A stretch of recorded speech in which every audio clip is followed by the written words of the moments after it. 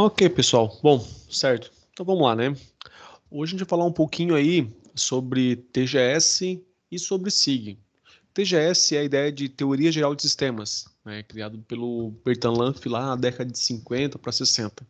O Sistema de Informação Gerencial, que é o SIG, é mais recente. Veio aí depois da era da informatização dos microcomputadores e já é algo, digamos aí, um pouco mais atual, né, dentro do nosso estudo de administração.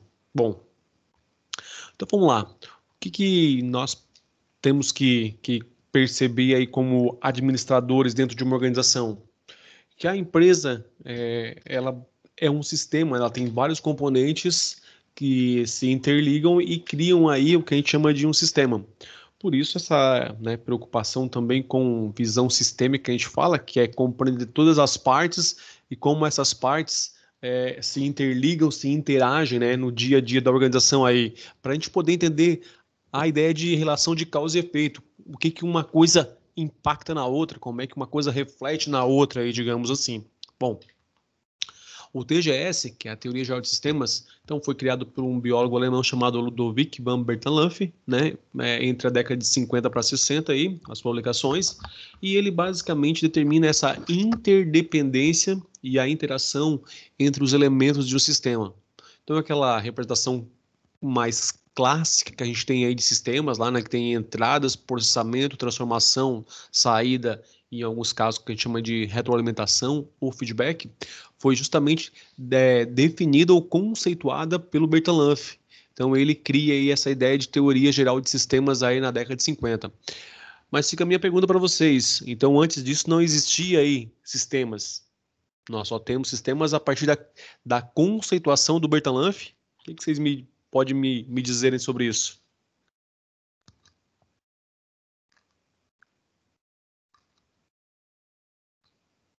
E aí, gente? Eu acho que tinha, só que não era definido, né? Opa, isso aí, né? Nós já tínhamos sistemas, tinha conhecimento sobre ele, mas ninguém ainda havia de fato criado conceitos ou feito uma publicação científica sobre tal. Mas já existia, sim, né? Só que nesse momento o conhecimento era um pouco mais raso, a gente pode dizer assim. Mas, de fato, ele existia.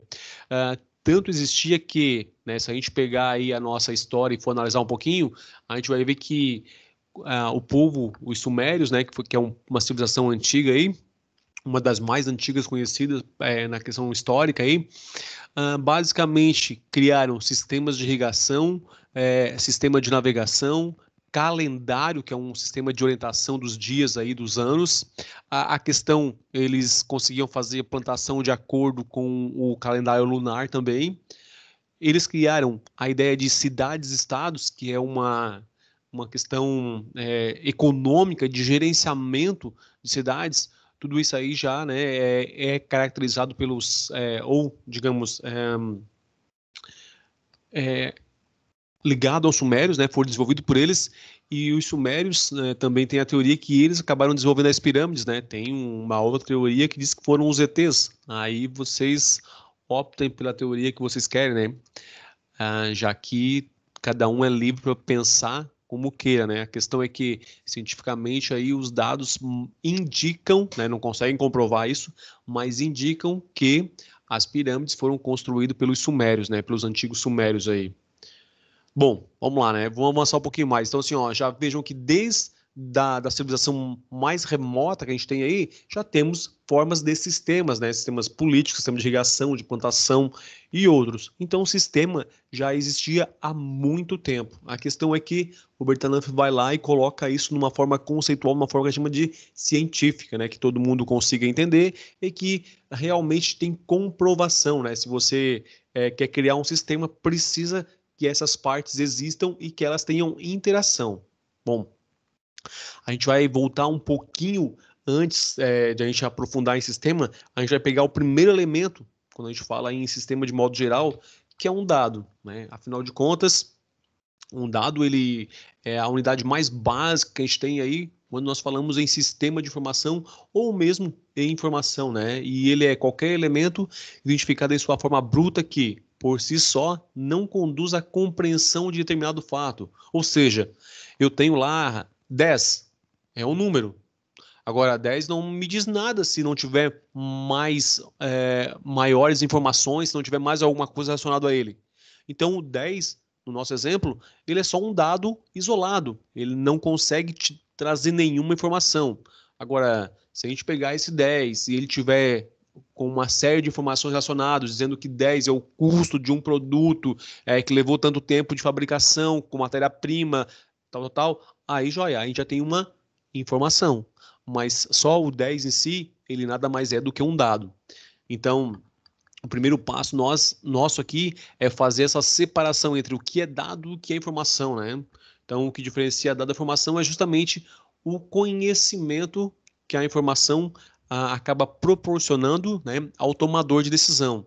Então, eu preciso ter uma coleção de dados, esses dados precisam ser aí tratados, como a gente fala isso dentro da linha de sistemas aí, e depois sim, né? Após o tratamento desses dados, que a gente consegue chamar o cruzamento de informações necessárias, a gente tem aí realmente algo que a gente pode utilizar para estar tomando decisão, algo que a gente pode estar para dizer, ó, estamos fazendo isso com base nos seguintes números, né? Que foram dados e informações fornecidas aí.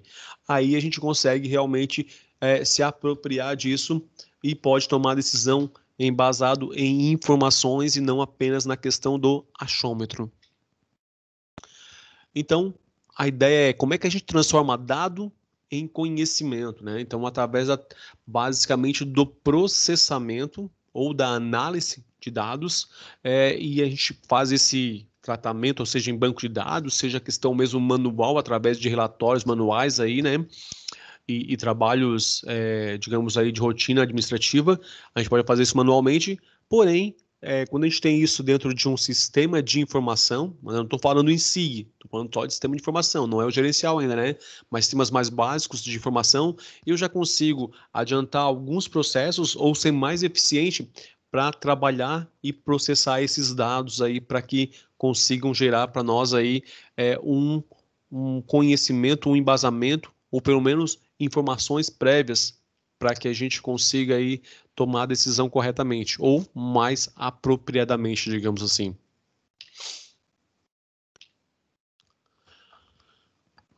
Vamos lá, né? Então aqui, ó, dentro de uma lógica de sistema de informação, eu tenho lá um servidor que recebe os dados de diversas partes da minha organização, da minha empresa, e depois ele devolve esses dados já processados, né, selecionados isso, que tipo de número precisa, já vendo quem que alimentou o sistema, com todas essas questões relacionadas. E aí ele devolve para nós só a informação. Então ele contribui muito para o administrador aí, no momento de tomar a decisão de optar entre alternativas, né? Ele vai fornecer para nós aí informações. Se a gente tiver como agregar ela, se a gente conseguir se apropriar dela, a gente tem conhecimento e aí se torna mais fácil o dia a dia aí dentro das organizações.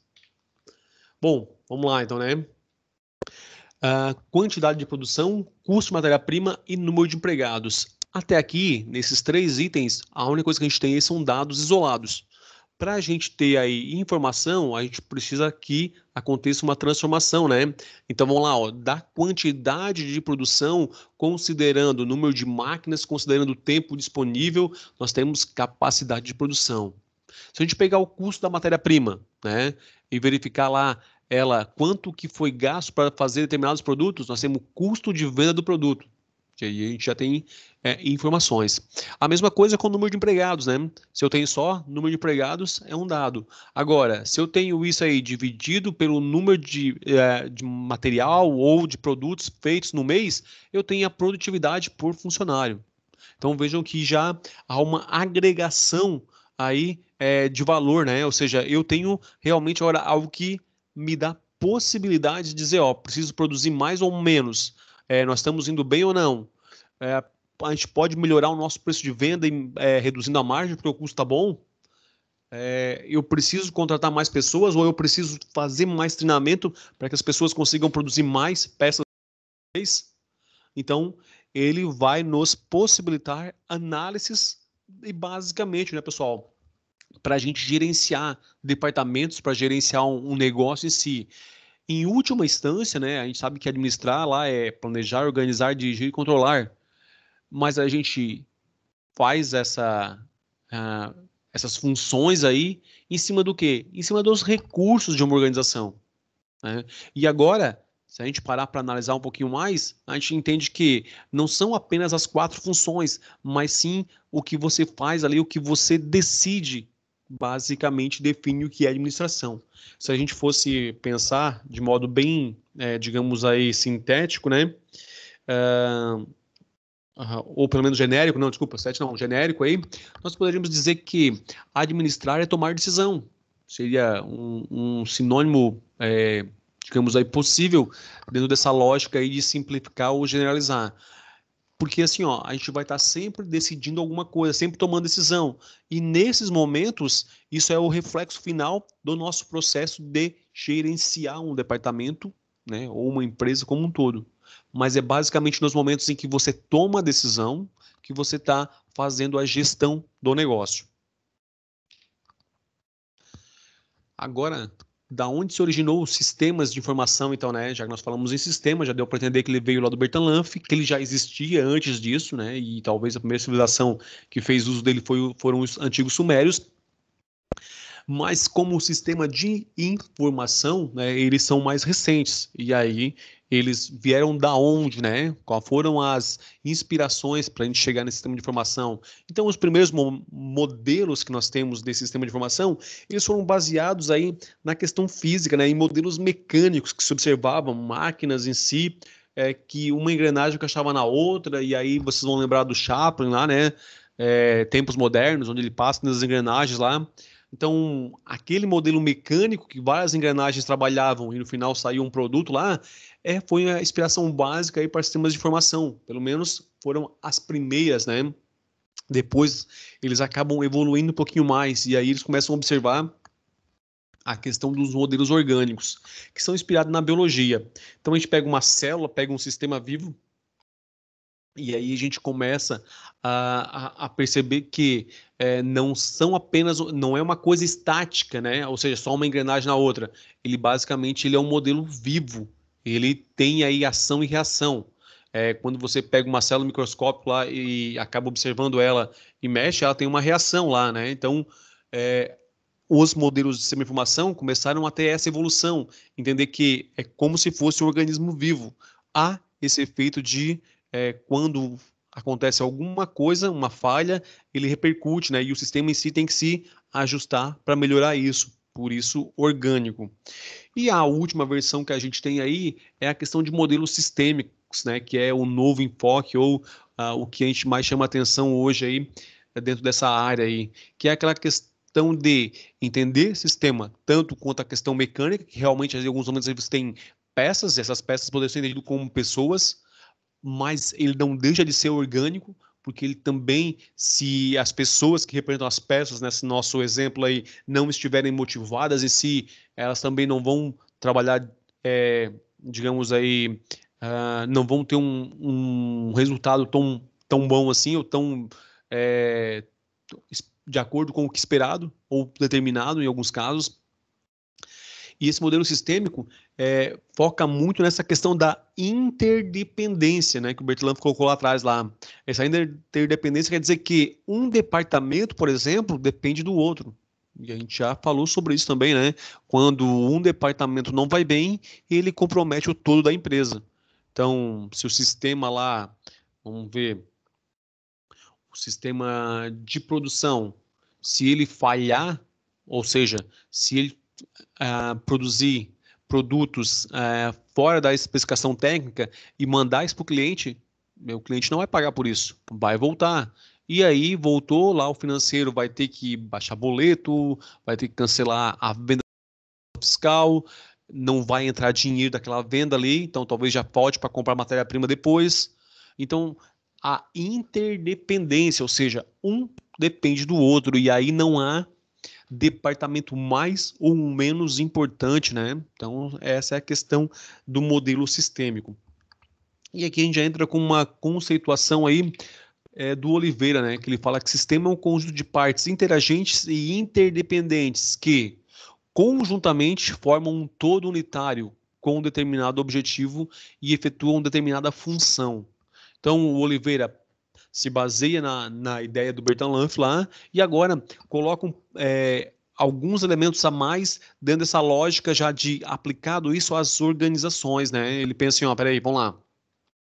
Eu tenho um conjunto de partes interagentes e interdependentes que conjuntamente, ou seja, uma com a outra, né? E ele fala da interdependência e interação ali. São várias unidades, formam um todo. Opa, eu tenho uma empresa, eu tenho um sistema de produção, né? E tem um objetivo esse sistema. Então, para que eu consiga ter aí um sistema, eu tenho que ter partes trabalhando, uma com a outra, interagindo, uma dependendo da outra, e ainda tem que ter um objetivo, ele serve para alguma coisa, ele tem uma função determinada. Então, o sistema de produção, nesse nosso exemplo aí, é responsável pela produção de peças ou, né, produtos em si.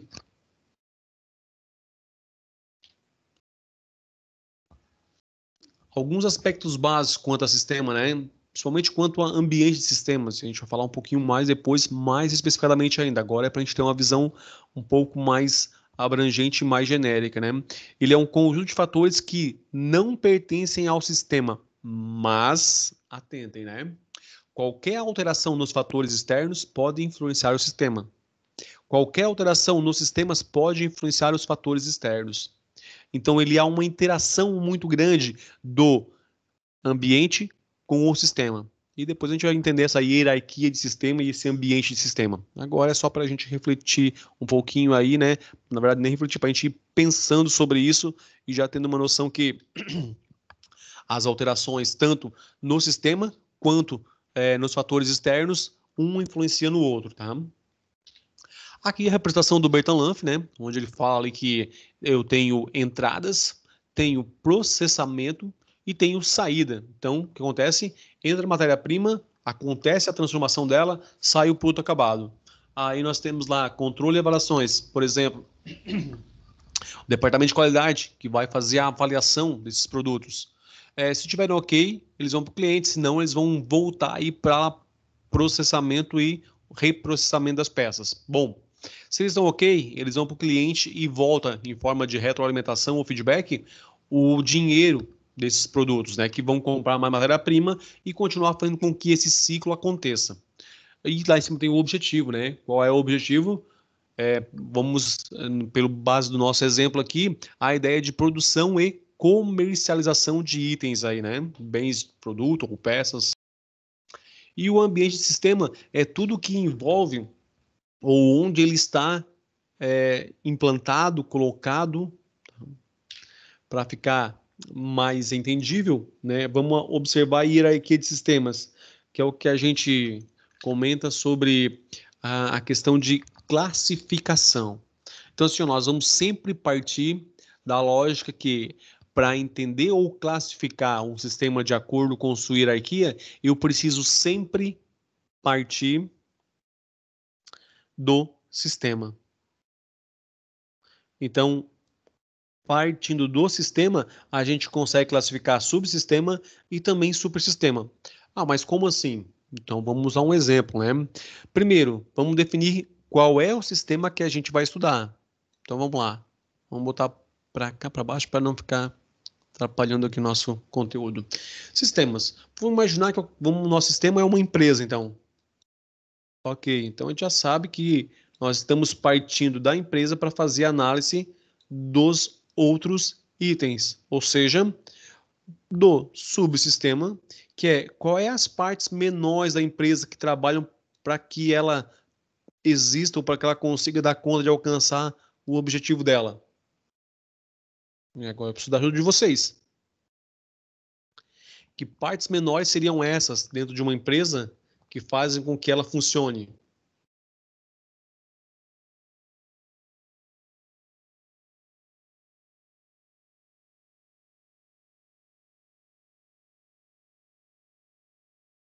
Tá, acho que não deu. Vamos lá. Pessoal, aqui nós temos, então assim, ó, nós estamos partindo da empresa para analisar ou para fazer a classificação da hierarquia de sistemas. Então, ok, nosso sistema estudado é a empresa. Partes menores que existem, né, que ajudam a empresa a funcionar. Então, vamos lá, subsistemas, os departamentos. O departamento de produção, o departamento financeiro, departamento de vendas, departamento de compras, todos esses departamentos, ó, nós temos subsistemas. Então, dentro do sistema da empresa, eu tenho os departamentos que seriam os subsistemas. Já conseguimos fazer uma classificação de sistema e subsistema. Agora a gente precisa definir qual vai ser o super ou ecossistema. Bom, para isso eu tenho que pensar, ó, onde é que a empresa está inserida?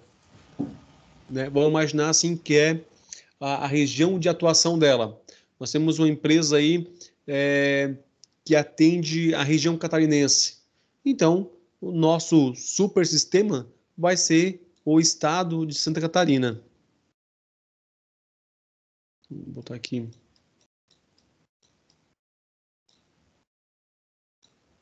Ó, o estado SC. Poderia ser, né, o município, se ela só é municipal, que atende só o município em si, regional, atende a região. Nesse caso, a gente usou o estado aí, né? Ou poderia ser até a nível de Brasil, se ela atende ou a outros clientes ou vende produtos aí para outras partes do Brasil também. Então, a questão de sistema, super sistema ou ecossistema é onde ela está inserida, né? Se ela é apenas local, regional, estadual ou a nível Brasil, em alguns casos até aí de modo global, né, que ela atua globalmente. Então, sempre vamos partir da lógica de qual é o sistema que nós estamos analisando para poder fazer a classificação do que é subsistema e supersistema. Bem tranquilo quanto isso, gente? Beleza. Sim, senhor. Joia. E deixa eu fazer uma pergunta então agora. E se nós estivéssemos analisando o departamento... Opa, aqui, deixa eu apagar aqui já para fazer certinho, que senão vai ficar complicado. Se nós estivéssemos partindo do departamento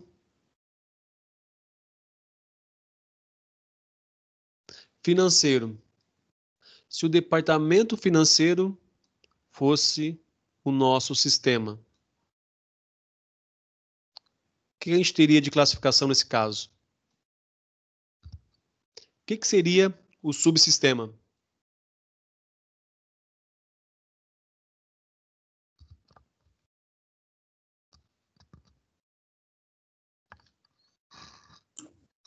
Os funcionários do departamento? Tem que ser um pouquinho mais específico.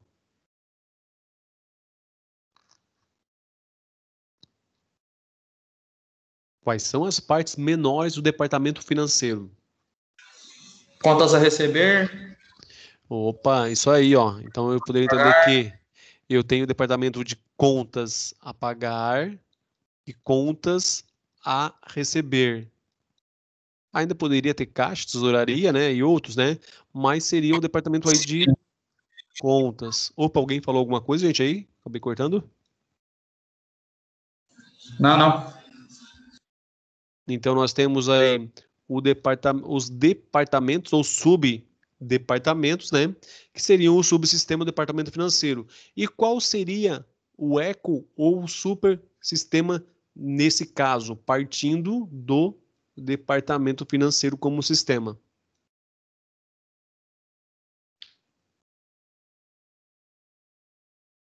A empresa toda?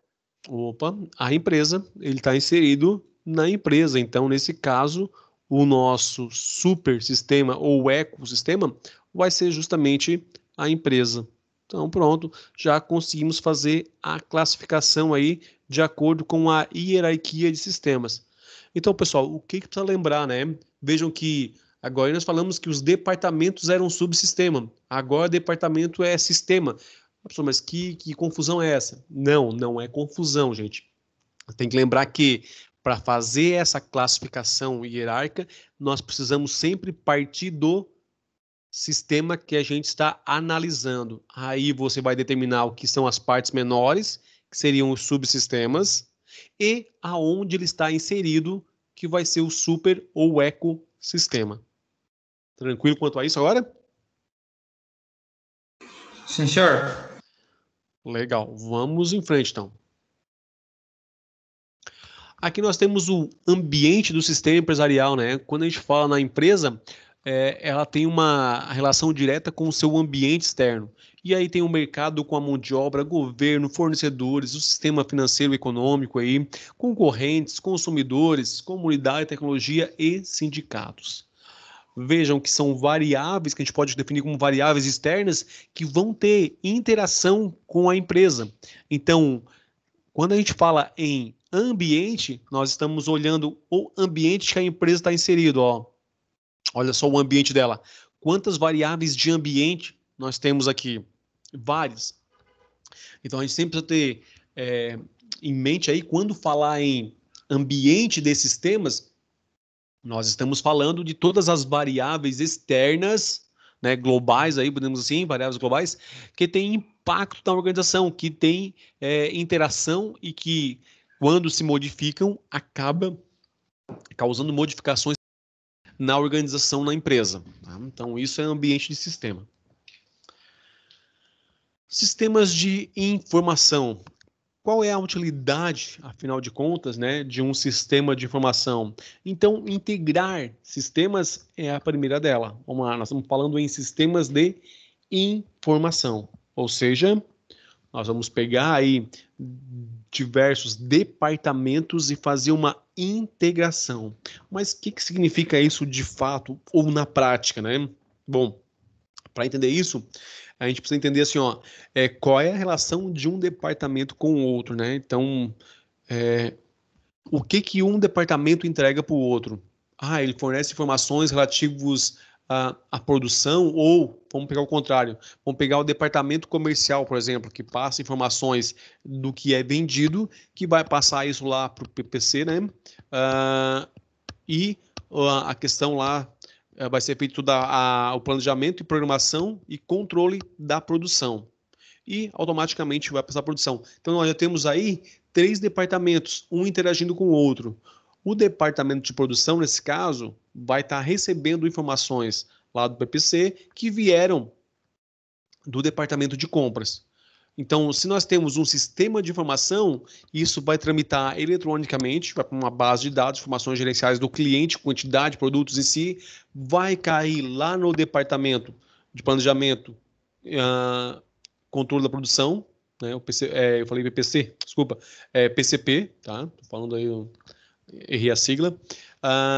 O PCP vai fazer toda essa questão de verificar disponibilidade de matéria-prima, máquinas e pessoas à disposição e quanto tempo vai ser gasto para fazer esse determinado produto ou esse pedido.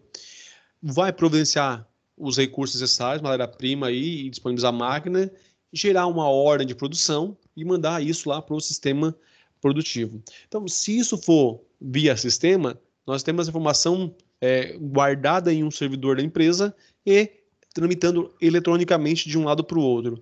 Se a gente não tiver isso, a gente ainda continua tendo um sistema de informação. Não é porque ela não é eletrônica que ela deixa de ser informação ou deixa de ser um sistema.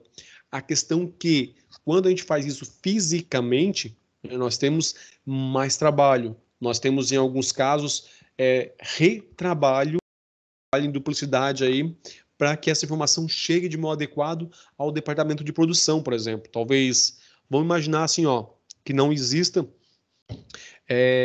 um sistema lá de informação informatizado, digamos assim, né? Computador.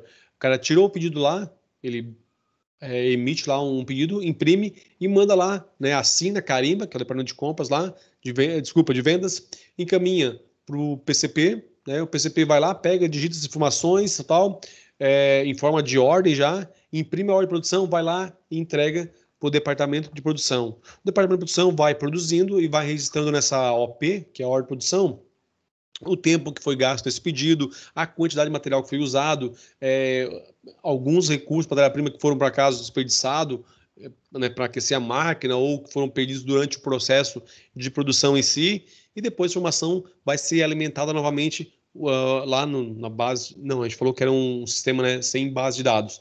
Então, essa informação vai ficar só no papel. Não deixou de se ter um sistema de informação. A diferença é que, como ele não é eletrônico nesse caso, a gente aí viu que teve que imprimir o documento, alguém teve talvez digitar de novo num outro documento, gerar uma outra ordem, imprimir essa ordem, levar lá.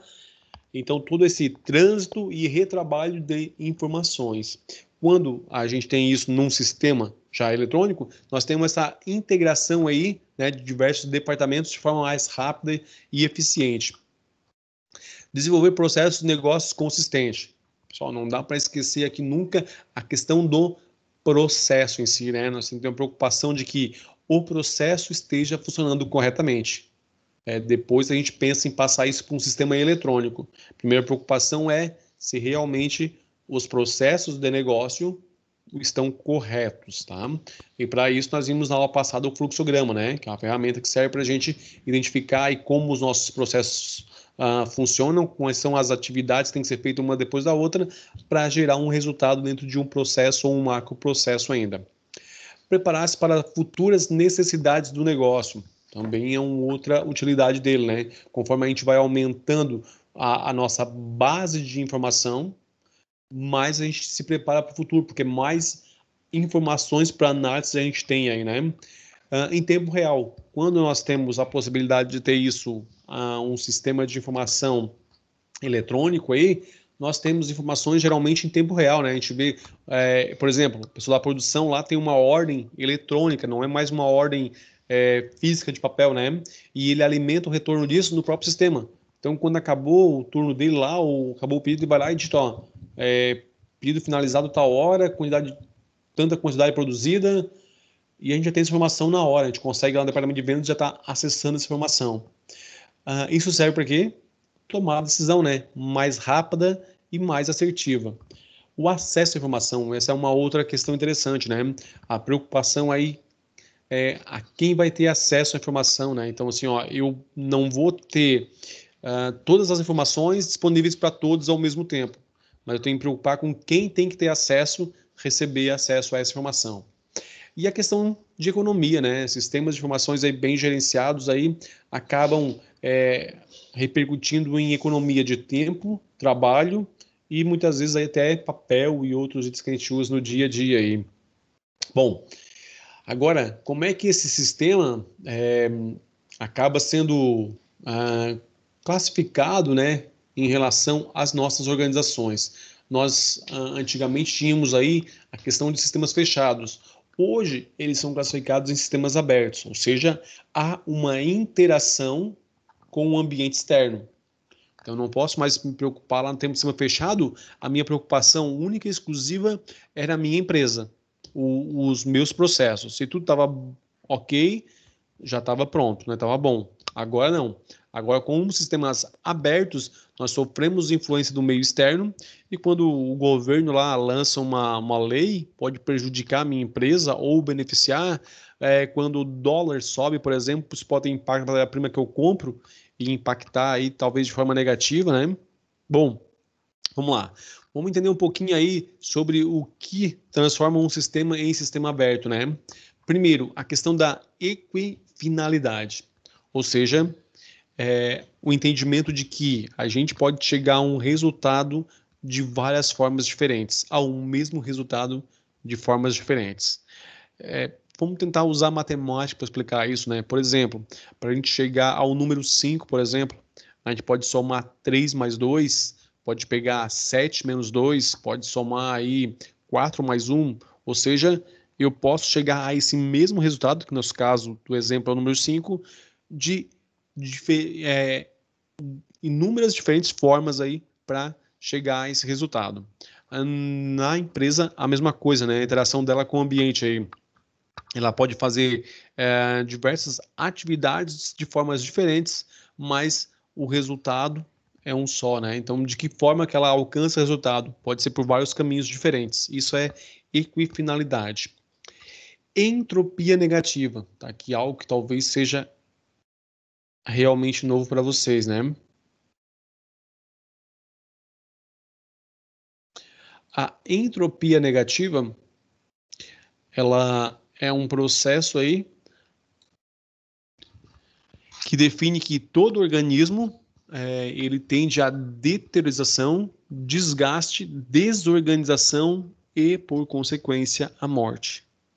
Isso é, desculpa, tá, pessoal? Isso é entropia, tá? Isso é o processo de entropia. Deixa eu só separar aqui para a gente não... Deixa eu voltar para cá. Então, vamos separar aqui. Primeiro, entropia. Então, entropia é esse processo, tá? Natural aí que leva todo o sistema à morte. Deteriorização, desgaste e, por consequência, a questão aí da morte. A entropia negativa é tudo que é feito para evitar a entropia. Ou seja, qualquer coisa que a gente faz aí pensando em melhorar o sistema e manter ele funcionando por mais tempo, é como se assim, ó, se a gente pegasse o motor do carro, por exemplo, e analisasse, ele tem uma vida útil, o motor do carro. A gente já sabe. Então, né, ele está passando pelo processo de entropia, que é desgaste aí das peças em si. Ok? Quando que a gente aplica a entropia negativa? Quando você vai lá e faz a troca de óleo no momento correto, por exemplo. Você está fazendo uma ação que vai ajudar a manter o teu sistema, nesse caso o motor, por mais tempo funcionando. Então, entropia negativa é qualquer ação que a gente faça nessa ideia de melhorar, prolongar ou manter o sistema funcionando. Agora vamos também a mais 2 itens novos aqui, né? A homeostase e heterostase. A homeostase é esse processo de sempre que acontece alguma coisa no sistema, ele vai reagir, né? Então, ele vai se modificar. Essa modificação está ligada a tudo que ele vai... Vamos pegar assim, ó, vamos também fazer uma analogia. O corpo humano, ele está lá num processo estático, né? Digamos, já harmonioso, digamos, está funcionando corretamente lá. Não tem nenhuma doença. Daqui a pouco aconteceu uma febre, então ele estava no momento de equilíbrio, né? Homeostase aqui, estava equilibrado já. Aconteceu uma febre, alguma coisa, o teu organismo acabou se desestabilizando. Ele saiu daquela harmonia que ele estava e está passando por um processo de readequação. Então, provavelmente está numa febre para baixar a temperatura do teu corpo, ou, desculpa, aumentar a temperatura do teu corpo para matar uma infecção ou um vírus que tu tem aí. Essa é uma reação do corpo, né, que a febre faz aí, para tentar nos auxiliar aí, para matar aí algum tipo de vírus ou algo que a gente possa ter aí. Bom, quando acontece isso e passou a febre, cessou a febre, passou lá o que você tinha, dor de cabeça, uma outra sintoma que você tinha lá, você voltou novamente a um processo de homeostase, ou seja, voltou ao equilíbrio de novo, né? Mas não como era antes, já houve algumas modificações, passou pela febre, passou lá, vamos imaginar que você pegou um vírus de gripe normal aí, né? Quando acontece a febre vai lá e mata o vírus da gripe e você já está imune àquele tipo de vírus, ou seja, aquela gripe você não pega mais. Então, o teu organismo voltou à normalidade, mas adaptado já a esse tipo de vírus. Tá? Então, heterostase é quando há essa modificação no sistema, buscando se alterar para se manter vivo, né? Ao invés de aplicar a entropia negativa. E a homeostase é quando a gente volta ao equilíbrio depois da heterostase. Por que eu tenho que entender isso aí em sistemas? Né? O que tem a ver essa questão aí que parece mais biológica do que, na verdade, administrativa? É porque se a gente olhar sistemas, isso tem muito relação com a organização, né? Sempre que ela passa por uma adaptação, por uma mudança que ela sai, que ela está em equilíbrio. Daqui a pouco aconteceu alguma coisa no ambiente econômico dela lá, né? E isso alterou, diminuiu a quantidade de receita dela, não está vendendo mais. Ela vai ter que passar por um processo de heterostase, ou seja, ela vai ter que se adaptar a essa nova realidade. Para quê? Para novamente buscar esse equilíbrio que ela tinha antes. Então agora ela vai ter que reduzir custo, vai ter que conseguir fazer algumas modificações internas para conseguir manter lá a empresa funcionando. Ou seja, voltar a esse estado anterior. Então a gente pode entender isso como estados do sistema, né? Também não é algo que vocês precisam decorar, tá, pessoal? Mas é importante que vocês entendam isso, né? Então, o por finalidade, eu posso chegar ao mesmo resultado de diversas formas, ou seja, pode haver um número muito grande de métodos, por exemplo, para chegar a um resultado, mas o que interessa nesse caso é o resultado. A entropia, processo que leva qualquer organismo ou sistema à morte, a entropia negativa, que é tudo que é feito para manter o sistema vivo, vamos usar essa expressão para ficar fácil aí, e aqui a heterostase e a homeostase, que é esse processo de sair de uma, digamos, de uma zona de conforto, vamos usar essa expressão, passar por um processo de adaptação, visando voltar, né, adaptada para a realidade dela, tá? Para aquele momento. Então, ela vai fazer uma adaptação aí e vai voltar à estabilidade. A ideia é estar estabilizando aqui, né? Então, seriam 3 itens aí que a gente tem aí dentro da ideia de sistemas. Ok, vamos em frente aí. Algumas variáveis básicas, né, da administração, essa você já conhece, né? Tem organização aí, que é a empresa. Aí nós temos pessoas, ambiente, tarefas, estrutura, tecnologia e competitividade.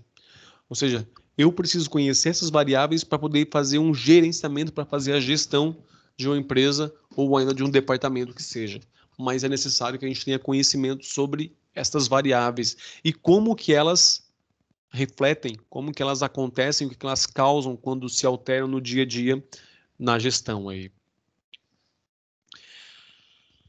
Falando em sistema e gestão, a gente já viu um pouquinho sobre o sistema e organização, né, como um meio de ordenação, ordenar recursos e a adaptação que a empresa precisa fazer aí, e entender um pouquinho da interação que a gente pode ter dentro dessa lógica desses sistemas e a organização. Então vamos lá. Nós já vimos que nós temos aí o ambiente e o sistema, né? Agora nós podemos ter aí adaptações de ambiente para ambiente, que é uma mudança, ou seja, uma mudança no ambiente externo que modifique o ambiente do sistema da empresa. Vamos pegar aqui uma modificação na questão econômica, que faz com que ela tenha um menor fluxo de dinheiro lá.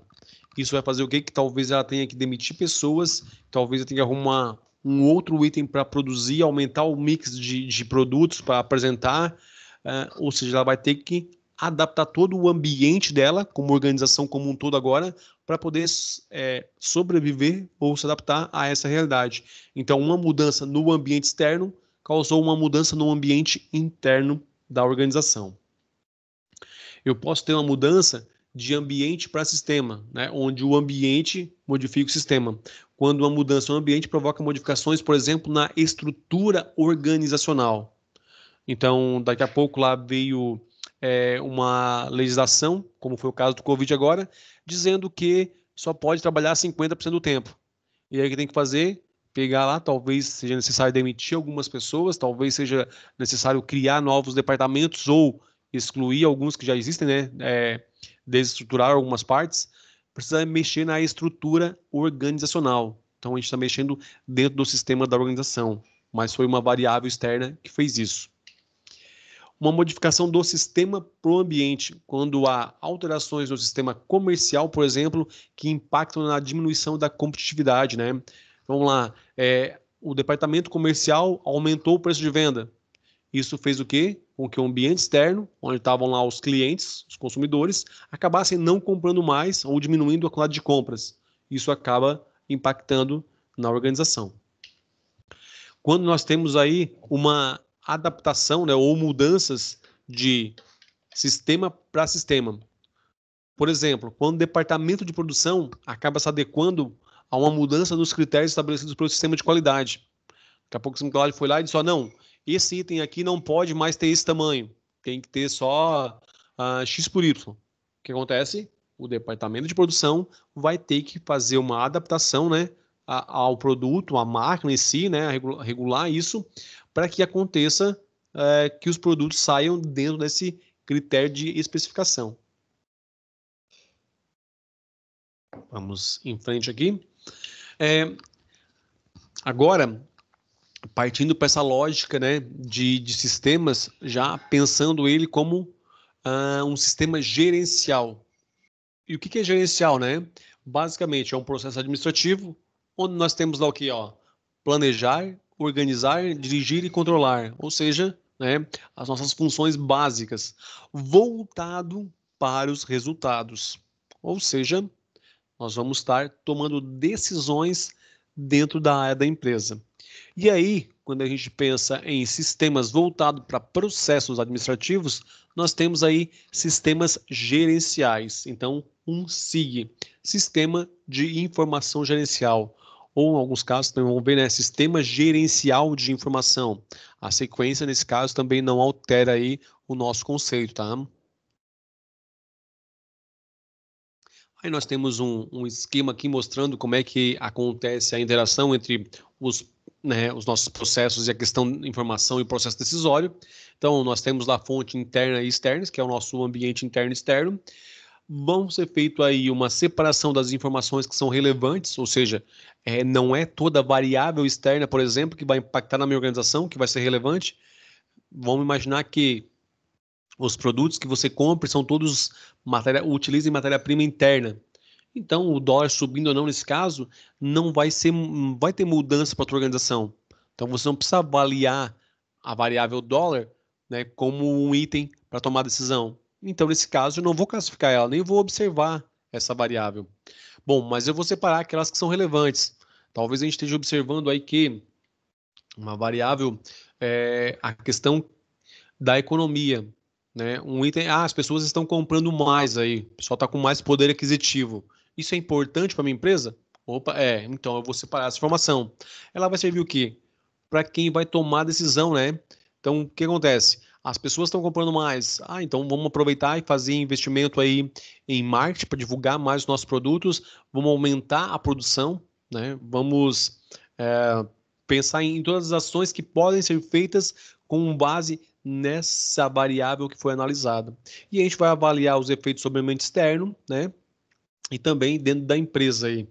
Depois tomar a decisão, né? A gente tem uma expectativa. E o que a gente faz depois? O controle, que é a comparação entre o que foi projetado, né? E realmente o que aconteceu no dia a dia.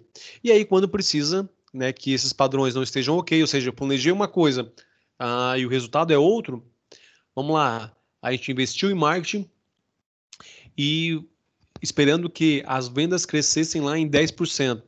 Agora a gente vai fazer essa comparação com os padrões, ou seja, o padrão esperado era 10%. No final do mês, né, depois já passado um período aí, a gente vai avaliar isso e verificar se realmente o aumento de vendas foi 10%.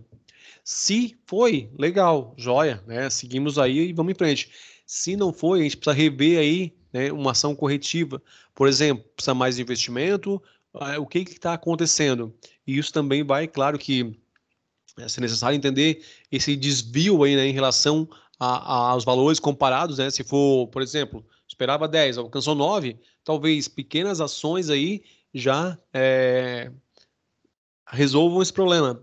Porém, se esperava 10, alcançou menos de 5, talvez uma revisão aí, se o canal de marketing adequado, se a quantidade foi aplicada foi realmente adequada, se não houve nenhuma outra falha, por exemplo, daqui a pouco houve clientes procurando, mas não tinha produtos fabricados, né?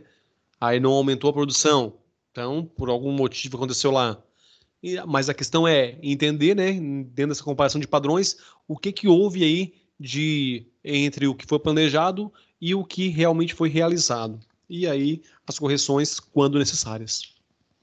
Uma definição de SI, que é o nosso Sistema de Informação Gerencial, pode ser um processo de transformação de dados em informações. A gente falou lá atrás no começo da aula, né? Dado, um registro isolado. Informações, esses dados devidamente tratados, né? Quando esse processo está voltado para a geração de informações que são necessárias e utilizadas no processo decisório da empresa. Disse que esse é um sistema de informação gerencial ou informações gerenciais. Bom, então já ficou bem claro aqui para a definição, né, que o SIG ele é um sistema de informação voltado às questões administrativas, né, gerenciais aí. Pessoal, não entendo o administrativo apenas como funções de escritório, tá? Administrativo, quando eu falo questão administrativa, é de administrar a empresa como um todo. Então, quando eu estou falando em informações da produção, eu não deixo de estar falando em informações gerenciais.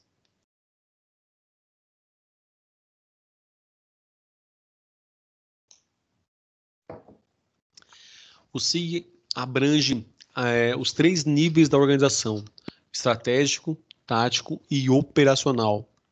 Ou seja, ele faz com que as informações aconteçam desde o nível mais alto, que é lá o dono ou a alta cúpula da empresa, pode ser diretores, né, acionistas e outros, pelos gerentes, supervisores e também lá no chão de fábrica. Então, o SIG, ele tem essa interação, né, e a gente chama depois isso de sistemas ERPs, né, que é recursos integrados aí,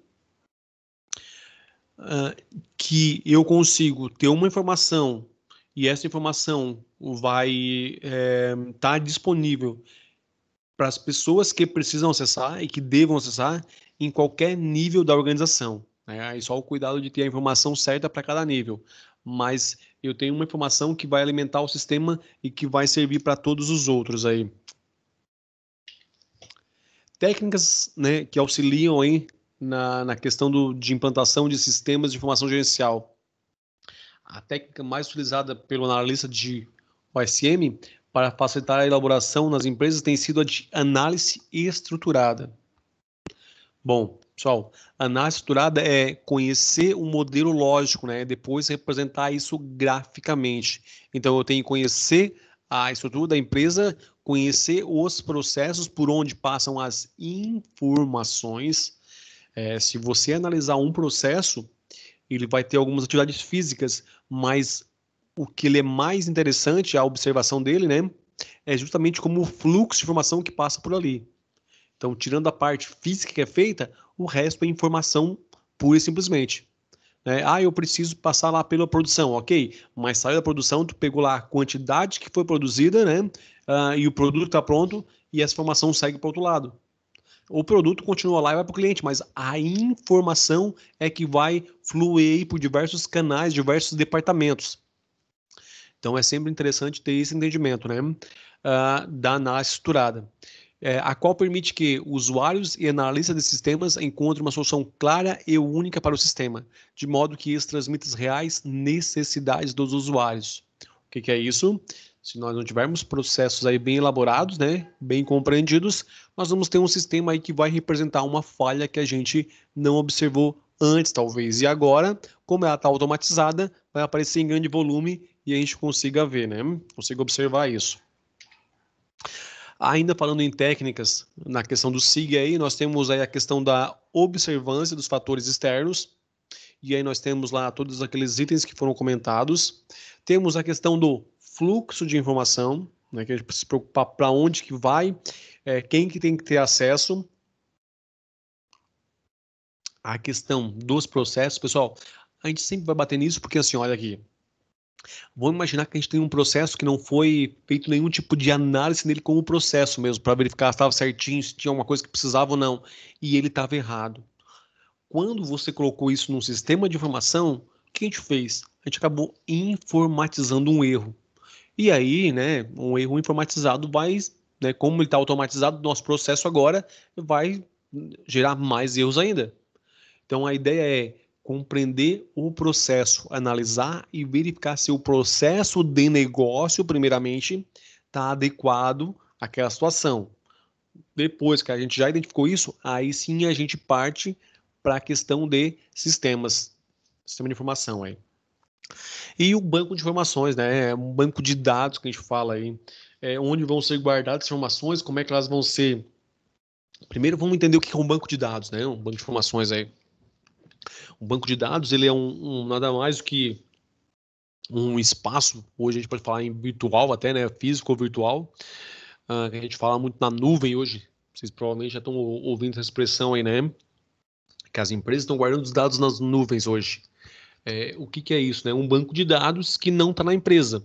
Mas vamos focar de novo no básico. Vamos pensar num banco de dados. Banco de dados é um software, né, já que a gente tem um banco para isso, que vai guardar as suas informações, que vai gerenciar elas, ou seja, guardar, né, arquivar, reter elas ali, disponibilizar quando necessário de volta.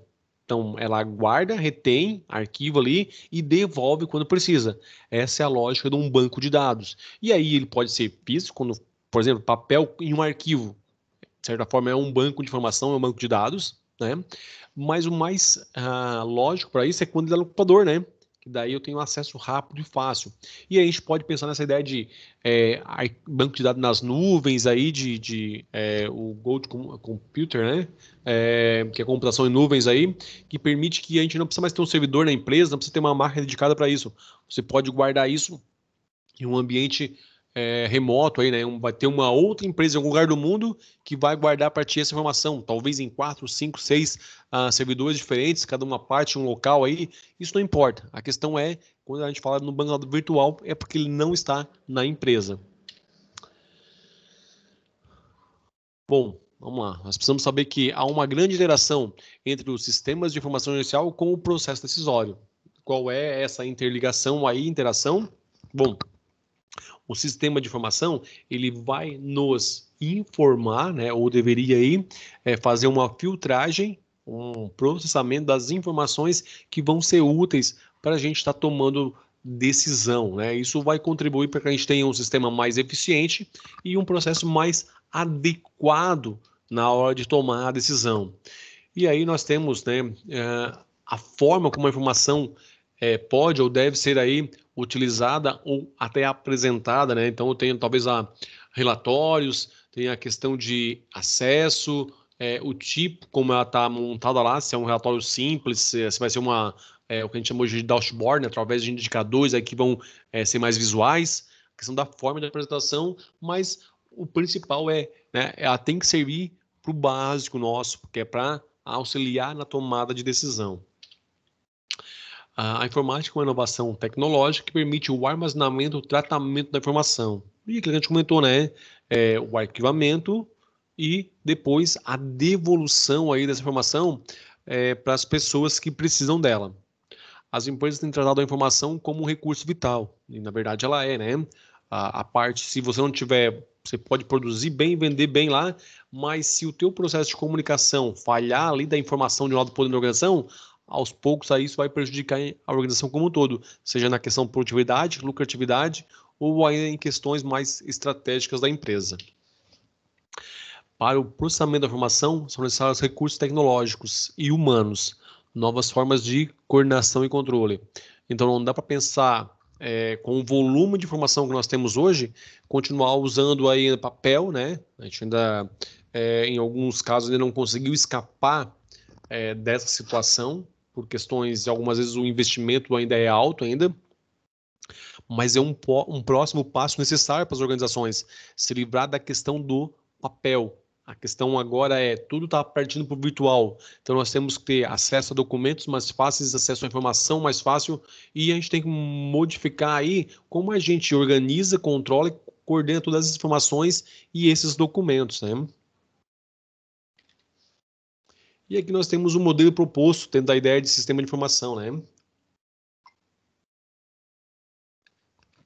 Onde nós temos os dados no primeiro momento aqui na parte de baixo, seguindo.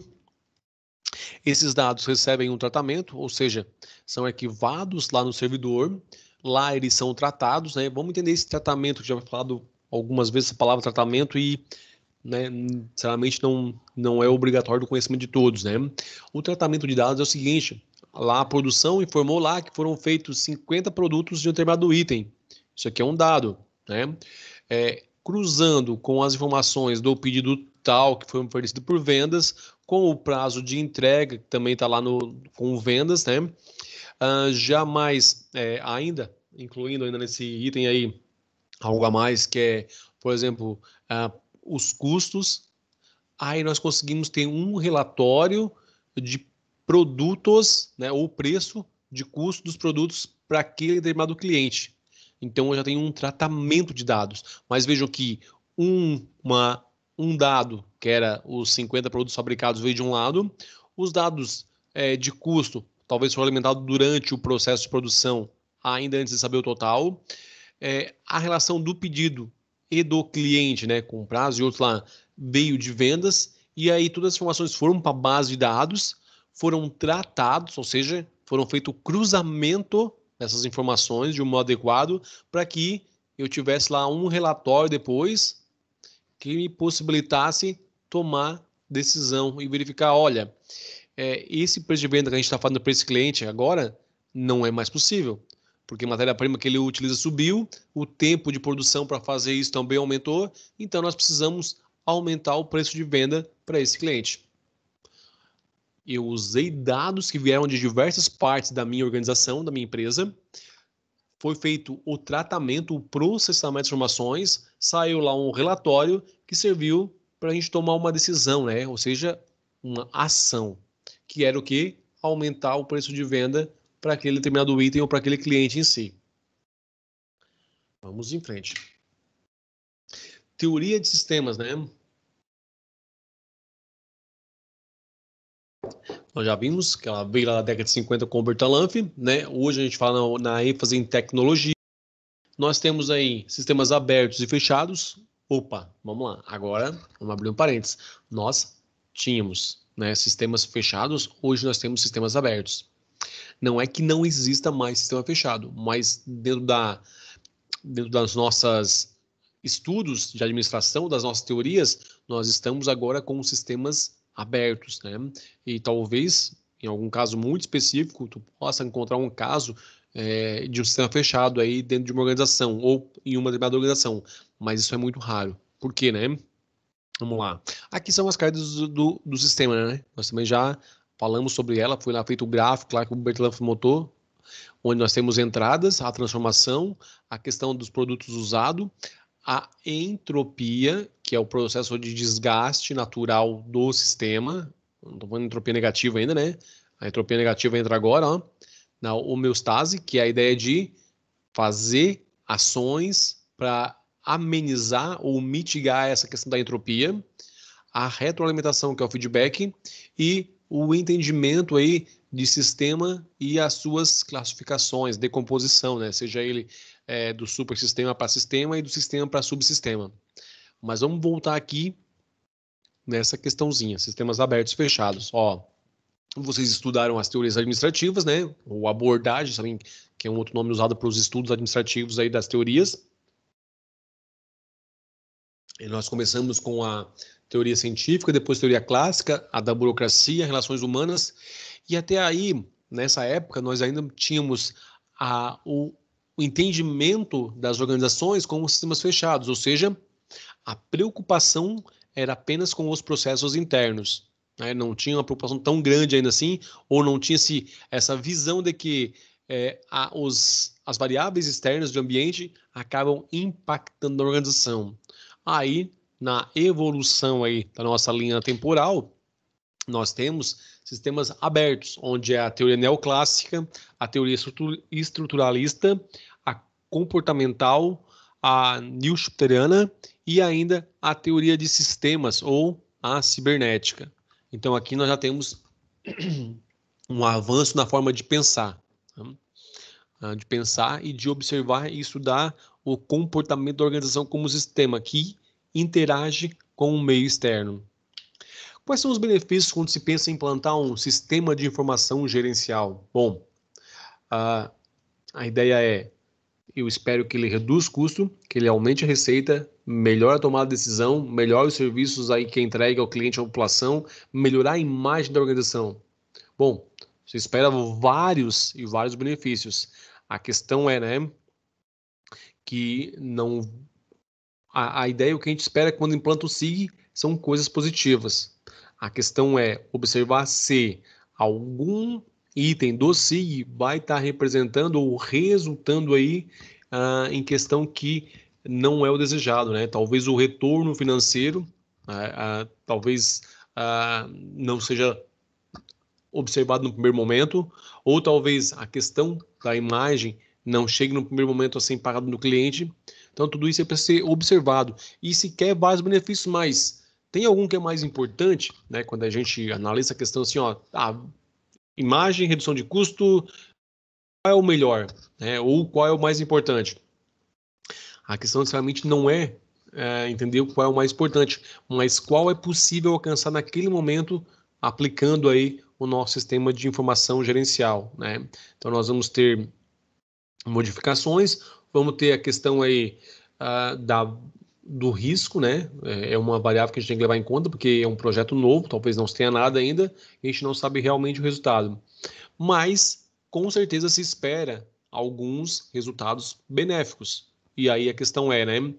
Alguns deles têm que estar dentro do que a gente planejou, porque senão não faz sentido, né? Eu vou implantar um SIG esperando que o que vier de bom é o suficiente. Né? O que acontecer positivamente tá bom. Não, não é assim. Se eu quero um SIG e vou dizer que ele é mais eficiente, onde é que eu vou medir essa eficiência? Né? Devolução de pedidos, aumento de vendas, sei lá. Tenho que entender exatamente o que eu quero com isso, né? Qual é a intenção dele.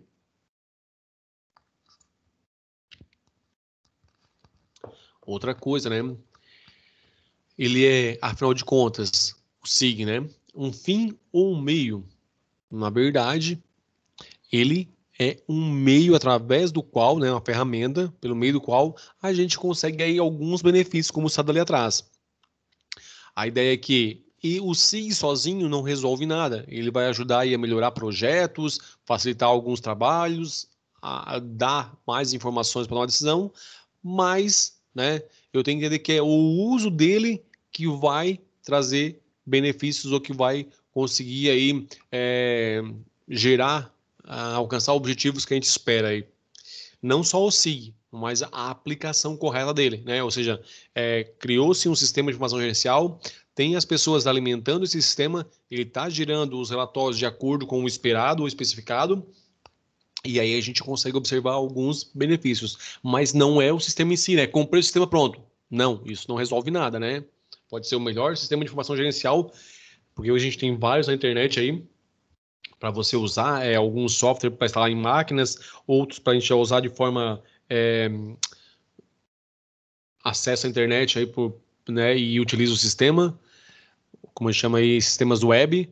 Tem vários modelos de SIG. A questão é comprar um sistema de informação gerencial ou desenvolver um por si só, ele não vai gerar nenhum benefício.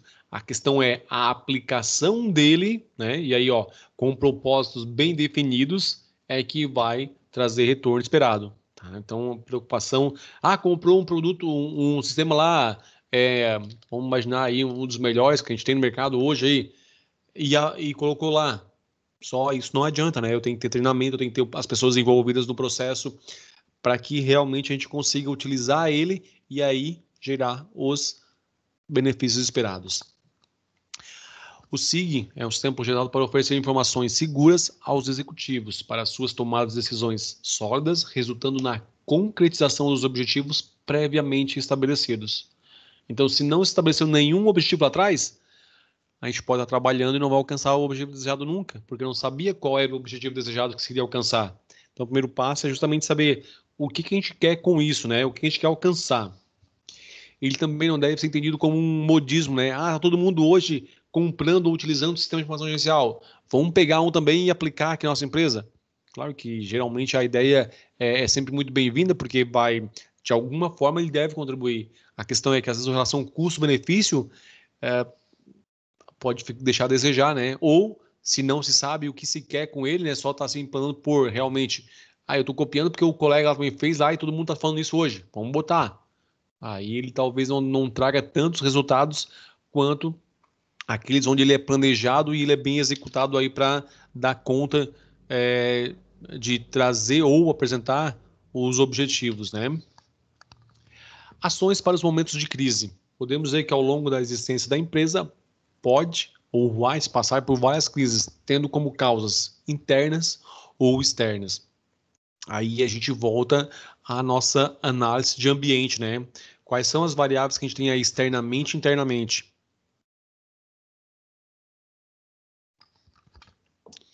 Talvez vocês vão lembrar aí, da SWOT, né? A matriz SWOT. Ela ajuda a traçar essas variáveis dentro de uma matriz, analisando o que é interno e o que é externo, o que é positivo e o que é negativo aí para a organização. É uma forma da gente estar avaliando essas variáveis externas ou internas aí, e o impacto que ela vai ter na organização. A questão de ações que são possíveis no momento de crise, né? Então vamos lá, na parte operacional. Pessoal, isso aqui não serve só para sistema de informação, né? Na verdade, serve para nós como administradores, tá? Quais são as ações que eu posso pensar numa empresa no momento que ela não está indo muito bem, que o mercado às vezes está aí restrito, onde a gente passa por dificuldades, onde há uma diminuição do valor aí que as pessoas têm de dinheiro para gastar, né? Esse recurso que é financeiro aí. O que a gente pode fazer? Vamos começar aqui por áreas, então. Na questão operacional, né? Estudo e racionalização dos produtos existentes. Tentar ser breve aqui, tá? Será que os produtos que eu tenho, eu preciso realmente manter esse mix de produtos? Será que tem alguns lá que a gente está fazendo só para dizer que ele existe e atender um cliente ou outro muito específico, né? Então, é necessário um estudo e depois verificar se eu posso reduzir isso, tá? Desenvolvimento de novos produtos. Será que eu não preciso me modernizar, criar um novo produto, porque os que eu tenho já, né, não chamam a atenção dos meus clientes? O estudo para a racionalização dos fluxos de produção. Será que os meus processos, principalmente de produção, que consomem mais recursos, estão adequados? Controle mais rigoroso de qualidade dos produtos, né? Então vamos lá, nós estamos num momento de crise. Quanto menos produtos não conforme, menos retrabalho eu vou ter, menos reclamação e talvez devolução dos clientes. Controle e eliminação de perdas de produção. Então, novamente, né? Esse é fácil de entender, né? Se a gente tem lá muitas peças perdendo na produção, nós temos aí um custo mais alto. Isso aqui na questão operacional. Agora, na área financeira, o que é possível fazer aí? Identificação da estrutura mais adequada de capital. Mas será que realmente a gente está usando esse banco, mas se utilizasse um outro que oferece crédito mais acessível com juro mais baixo, a gente teria um resultado financeiro melhor? Com certeza. Controle dos prazos e rotação de valores. Será que não dá para a gente diminuir um pouquinho aí o nosso prazo de venda? Será que a gente consegue, às vezes, dar uma apertadinha um pouquinho, sem que com isso perca vendas, é claro, né? Isso tem que ser uma análise geral, por isso que a gente avalia sempre de forma sistêmica, senão vai reduzir clientes, mas às vezes é possível apertar um pouquinho lá, dar uma enxugadinha um pouquinho no prazo de venda aí, né? E isso faz o quê? Com que entre dinheiro mais rapidamente. A otimização das melhores fontes de financiamento. Em alguns casos, quando é preciso captar recurso financeiro, onde é que a gente consegue isso com o menor custo possível. O controle do capital de giro, né? O dinheiro que a gente precisa passar aí um mês aí ou período, ele é suficiente, ele não está faltando, está adequado. E por último, o controle efetivo do fluxo de caixa da empresa. Quanto que entrou, quanto que saiu, quais são os dias que a gente tem mais entradas, quais são os períodos que a gente tem mais saída, como é que a gente faz para organizar isso, né? Que seja possível passar as nossas contas a pagar para o momento que a gente tem mais entrada de dinheiro. Então, se você tem um fluxo de caixa, você consegue observar assim, não, o período que entra mais dinheiro é entre o dia 10 e o dia 15. Tá, então por que a gente tem uma conta a pagar no dia 5? Então, né, se a gente conseguir negociar essa conta com o cliente, vamos botar isso aí lá para o dia 15, que daí já entrou dinheiro, senão nós tem que ir lá no banco, pegar dinheiro, usar limite, pagar aquela conta para depois o dinheiro do teu cliente cair na tua conta, cobrir aquilo lá, já vai pagar um pouquinho de juro. Então, o entendimento do fluxo de caixa também é importante. Isso na área financeira. Então, nós já vimos na questão da área operacional e também na área financeira o que pode ser feito para a gente promover ações aí em momentos de dificuldade. Não só dificuldade, né?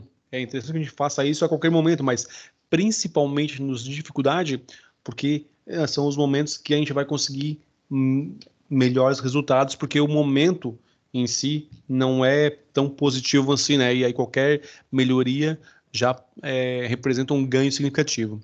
Dentro da área administrativa, o que é possível fazer? A otimização dos sistemas de controle administrativo. Então, se a gente tem falhas em alguns processos aí, ele pode estar contribuindo negativamente, né? A ideia é entender o que está funcionando de controle e otimizar, porque às vezes você precisa de 2, 3 pessoas para rever o mesmo item lá, alguém olha, depois passou algum tempo no processo, alguém olha de novo e depois alguém olha de novo.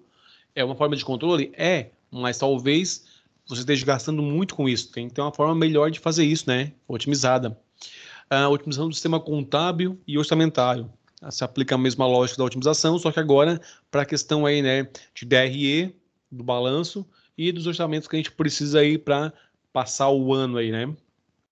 Otimização dos sistemas de apuração de custo. Aqui eu preciso entender o que eu está compondo o custo do meu produto e o que dá para fazer para reduzir.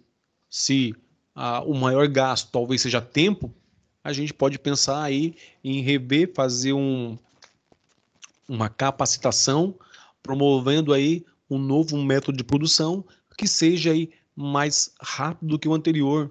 Então é uma forma de a gente otimizar aí essa questão da produção e melhorar os custos ainda. Otimização dos sistemas de controle através do computador, né? Ou seja, fazer isso de forma automatizada. Otimização do sistema de informação gerencial. Verificar se os fluxos do sistema estão adequados, se todos que precisam estão tendo acesso à informação e se essa informação está chegando só a quem precisa. É um outro item interessante, né? Eu tenho que me preocupar se a informação está chegando a quem precisa e também se a informação não está chegando às pessoas que não precisam e não devem estar tendo acesso a ela. Um exemplo disso pode ser, por exemplo, o operador que digita a produção, a noção de fábrica, ele não precisa, e entre aspas, não deveria ter acesso ao valor faturado, à quantidade total de vendas. São informações que cabem aos departamentos comerciais da empresa e aos diretores do comercial. Então, o tipo de informação, né, o acesso às pessoas que precisam e também o cuidado com a informação para não chegar a pessoas que, entre aspas, aí, ou, né, pensando na ideia de sistemas, não deveriam ter essa informação, ou não deveria chegar a elas, esse acesso. Elementos do processo decisório. Então, quando a gente fala no processo decisório, tem alguns fatores que acabam influenciando, né? Primeiro, a incerteza, que é uma delas.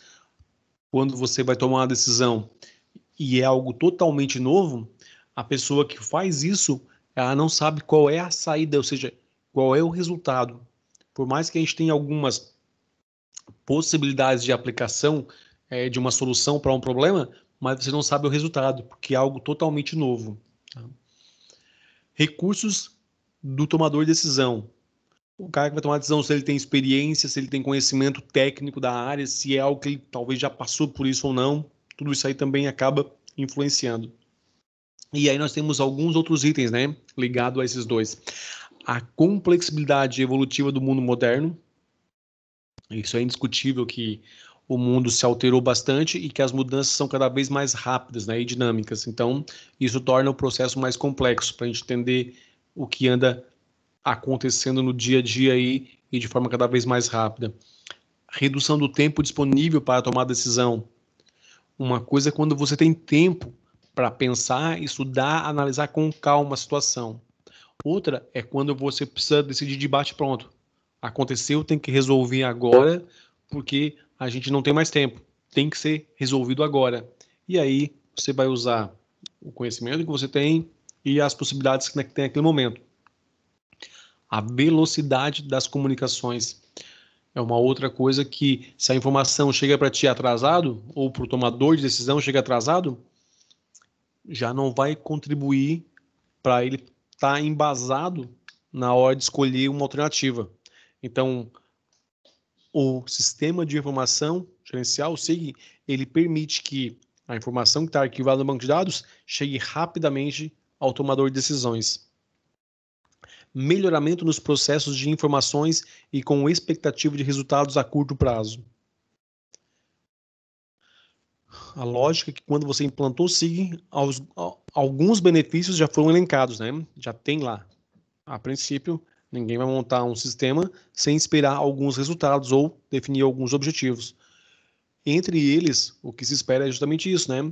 Que as informações aqui, o processo relacionado da informação, tenha resultado num curto prazo de tempo. Quanto às fases do nosso processo decisório, nós temos lá, né, quando a gente tem um problema, vamos imaginar que o nosso processo decisório seja em cima de um problema determinado lá que aconteceu na empresa, nós vamos ter lá primeiro passo, né, metodologia de análise e solução dos problemas, que é o MASP lá. Primeiro passo é a análise do problema em si, né, a identificação básica dele. O estudo, que vai gerar a análise. Então, eu identifiquei o problema, verifiquei qual é a causa real que está, por que ele está acontecendo de fato. Então, identificou o problema, fez o estudo, a gente já tem a análise. Agora, quando a gente tem a análise, sabe qual é a causa real do problema, por que ele está acontecendo de fato, a gente consegue estabelecer as possíveis soluções ou alternativas de resolução. Então, vamos lá. Primeiro passo, identifiquei, estudei o processo, o problema, levantei algumas possibilidades de resolução. Aí que a gente faz um novo estudo, né? Ou seja, comparando entre as diversas possibilidades que a gente tem de aplicar lá a solução do problema, a gente vai verificar qual delas, a princípio, traria mais resultado positivo. Você não vai saber de fato, mas você vai fazer uma análise delas e dizer, ó, se eu aplicar essa, vai acontecer tal coisa. Se eu fizer assim, vai acontecer isso e mais aquilo outro. Então vamos optar por essa aqui. Essa é a análise. A seleção é assim, ok, entendi que a alternativa A é a mais adequada, então eu vou selecionar a alternativa A. Depois que eu selecionei, basicamente, vou colocar ela em prática, ou seja, vou fazer a aplicação desta alternativa. E, dentro dos processos administrativos, uma etapa que não pode faltar é a questão de avaliação, que é o controle.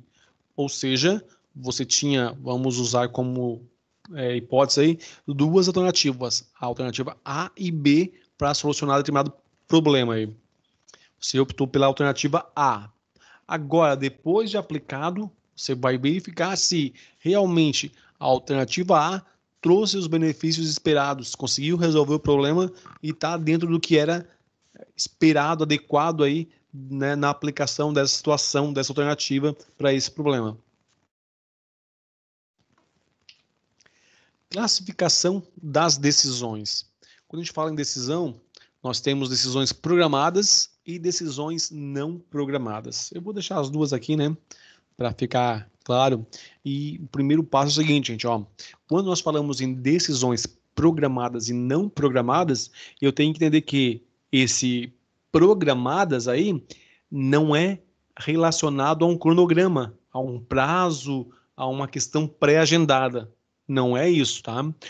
A questão de programação ou programadas aí está relacionado ao nosso cérebro, ao nosso subconsciente, ao nosso entendimento e experiência, digamos assim. Vamos lá, ó. Decisões programadas caracterizam-se pelas rotinas e repetitividade, podendo ser possível estabelecer um procedimento padrão. Ou seja, uma decisão programada é aquela que acontece todo mês, todo dia, ou com determinada temporalidade aí, ela vai acontecer. Determinado espaço de tempo, ela volta a acontecer. Se as decisões que você usa para resolver essa situação é sempre a mesma, a gente costuma dizer que nós temos decisões programadas, ou seja, o teu cérebro está pronto, está programado para repetir aquela ação, porque o problema se resolve com aquela ação. Então, exemplo disso, né? Você está lá acompanhando lá e aconteceu, baixou o nível de estoque, apareceu, o que você faz? Vai lá e emite uma ordem de compra para o teu cliente, para o teu fornecedor, automaticamente recebe e deu. No outro mês, baixou de novo o estoque, vai lá e repete isso. Então, é uma situação que se repete e você sabe qual ação usar. Basta emitir uma ordem de compra para o cliente, né? Desculpa, para o fornecedor teu. Estou falando de matéria-prima, estoque. Ok. Agora, quando a gente tem uma decisão não programada, né, que é uma situação nova que acontece, algo inusitado que você nunca passou antes ainda e pelo menos para você é inédita. Então, o que acontece nesse caso? você não sabe qual é a saída, o teu cérebro não está programado para essa situação. E você vai tomar decisão num ambiente de incerteza, de risco, e aí você vai ter que fazer aquela análise lá atrás que a gente conversou, selecionar as alternativas possíveis, verificar qual a melhor, aplicar e depois avaliar. Mas a gente não sabe se essa é a melhor opção. Por quê? Porque nunca tinha passado ainda por esta situação. Então vamos usar como exemplo, né? Você sempre pedia lá matéria-prima quando faltava para o teu cliente, para o teu, desculpa, fornecedor. Não sei que eu estou com cliente agora no exemplo aí, mas é para o teu fornecedor. Estou falando de matéria-prima. Sempre que o nível de matéria-prima alcançava o nível mínimo determinado pela empresa, você emitia uma ordem de compra para o teu fornecedor e recebia.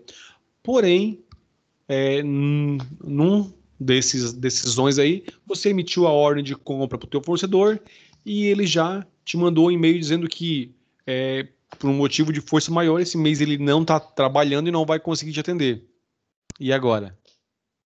Você não pode ficar sem matéria-prima em estoque. Você vai ter que tomar... E isso nunca tinha acontecido antes. Né? Você está na empresa, sei lá, 2, 3 anos, sempre fazia assim e nunca teve problema.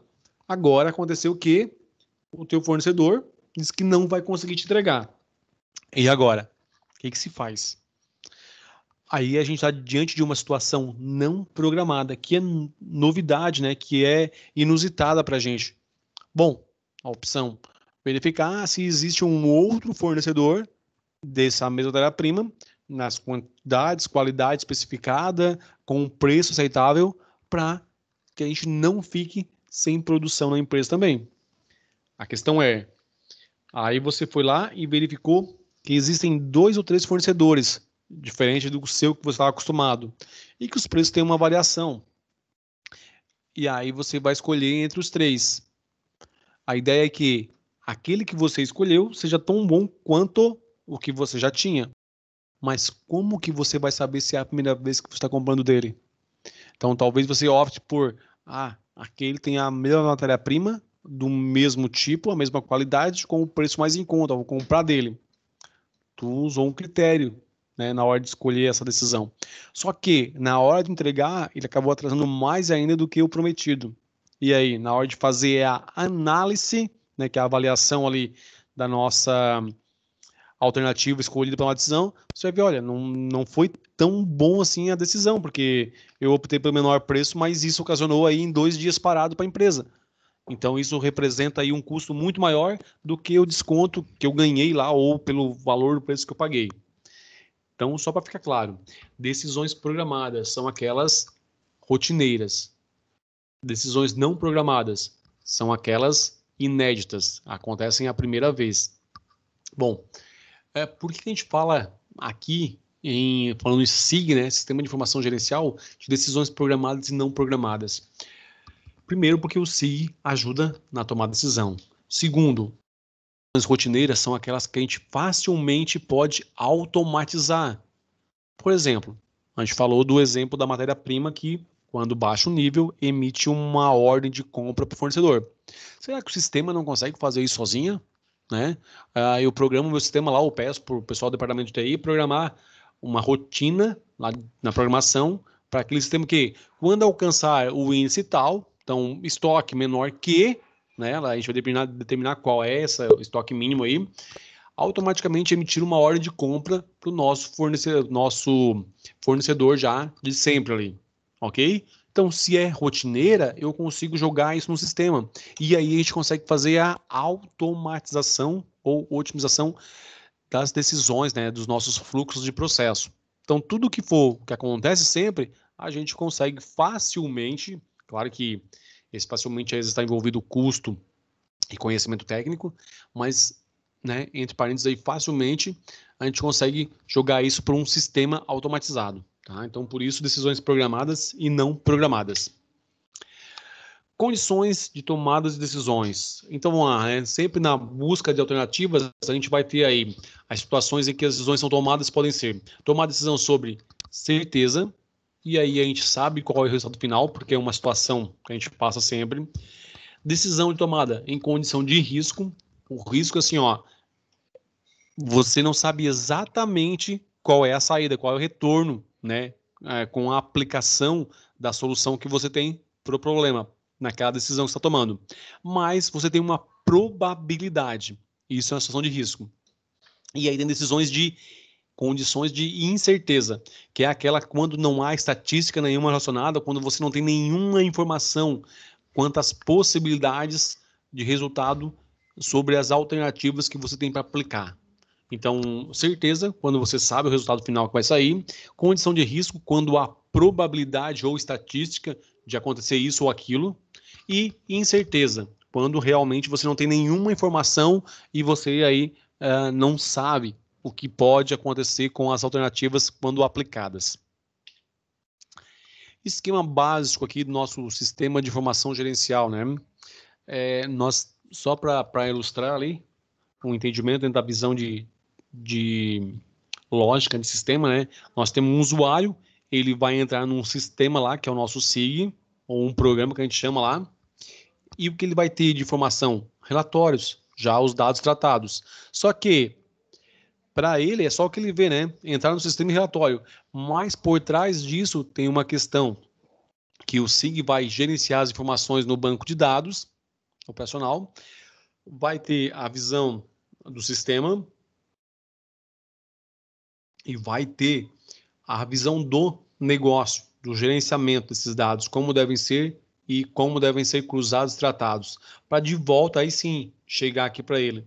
Então ele só vê uma camada que a gente chama que é o software, né? Mas onde estão as informações arquivadas, quais são os critérios para fazer, qual é a programação que tem por trás, isso não se percebe, tá? Isso é só para entender o esquema básico aí.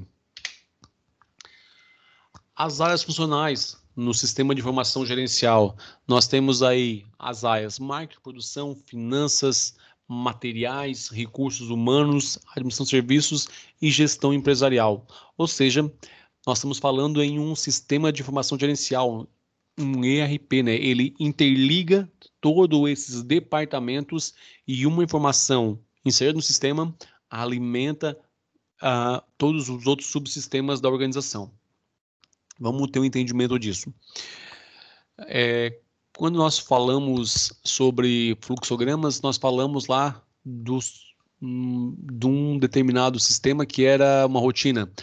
Era departamento de suprimentos, né? Aquisição de material, acho. O que acontecia? O nosso amigo recebia a mercadoria, recebia lá a nota fiscal, tirava uma das vias, arquivava a outra, gerava um aviso de recebimento, que era um AR, selecionava lá as vias para o departamento financeiro, para contas a pagar, para o departamento de contabilidade, se não estou enganado, mas vamos imaginar, né, nota fiscal, para contabilidade, para ter lá os créditos dos impostos, tem que ir um para compras, para avisar que chegou e tá ok já, e tem que ter um outro lá para o almoxarifado, né, que vai alimentar o sistema dizendo que o estoque está ok agora daquele determinado matéria-prima. Se isso é feito manualmente, vejam quanta coisa vai acontecer, né? No momento que ele viu a nota fiscal, alguém vai digitar lá em compras, dizendo que dando ok naquela baixa daquela ordem de compra, alguém vai digitar essa informação da nota fiscal lá no almoxarifado para inserir no sistema de estoque lá. Alguém vai digitar de novo essa informação da nota fiscal para colocar a data do contas a pagar no boleto referente a essa nota fiscal, a essa compra. Que mais? Alguém na contabilidade vai ter que lançar isso lá no sistema da contabilidade para verificar se tem imposto a acreditar ou não aí, né? Vejam quanto trabalho deu o recebimento de uma matéria-prima, de um insumo. Agora, se for um sistema de informação gerencial, o que acontece dentro de um ERP, né? O nosso amigo que recebeu matéria-prima lá no almoxarifado, quando ele lança no sistema aquele número de ordem de compra com a quantidade, todas as informações, quantidade, o tipo de produto, o prazo de recebimento, o prazo de pagamento, tal. Ele alimenta o banco de dados, depois a informação no banco de dados vai ser disseminada para os outros departamentos. Não vão precisar digitar de novo. Eles só vão observar aqui, opa, chegou matéria na produção, o material chegou lá, já regulou o nível de estoque, já chegou na contabilidade o número do produto lá com a classificação fiscal tal, verificando se tem ou não crédito tributário, já chegou no financeiro o boleto com as informações qual é a data que tem que pagar, já automaticamente enviou para compras o número da ordem de compra, se veio total ou parcial, se fechou ou não, tudo com um único lançamento de uma única pessoa. Isso é um ERP, né, um sistema de informação gerencial. Ele interliga todos os processos da organização. As áreas funcionais ainda, né, subdivide-se em funções necessárias para o funcionamento da empresa. As áreas que a gente comentou, marketing, produção e outros, né? E aí, a interligação, ou seja, o intercâmbio das funções, né, que acontece uma com a outra. Ou seja, quais são as informações que uma área necessita passar para outra ou receber de um outro departamento ainda. A decomposição dessas áreas, né, entender assim, ó, por onde que a informação tem que passar, em qual processo precisa alimentar o sistema, quem que vai estar inserindo essas informações para que lá na frente a gente tenha realmente esses dados de forma correta, de uma única vez. A gente poderia pegar aqueles exemplos que a gente comentou ali agora do recebimento de materiais, né? Uma vez feito lá, vai alimentar controle de estoque, vai alimentar departamento de compras, vai alimentar a questão lá do nosso financeiro, contas a pagar, contabilidade e outros.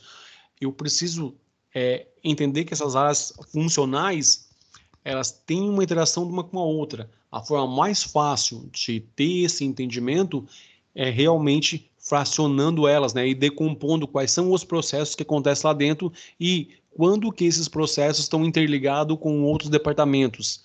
Isso vai mostrar qual informação precisa chegar até ele. Aí vamos lá, né? O que faz a área de marketing? Produto, distribuição, promoção e preços.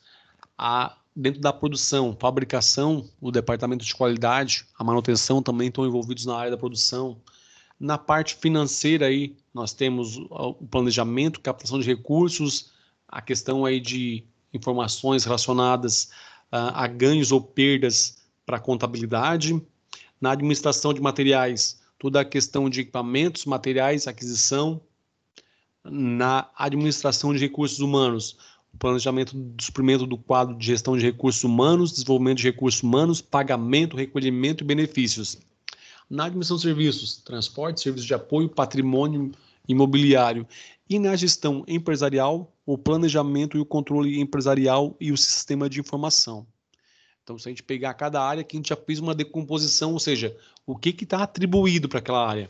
Agora, o que marketing precisa entender de produto, né? Vamos lá. Ele tem que saber aí todas as especificações técnicas. Por exemplo, marketing necessariamente não precisa ter conhecimento do custo do produto. Isso não é uma informação relevante para o departamento de marketing, já que não é ele que define o preço de venda.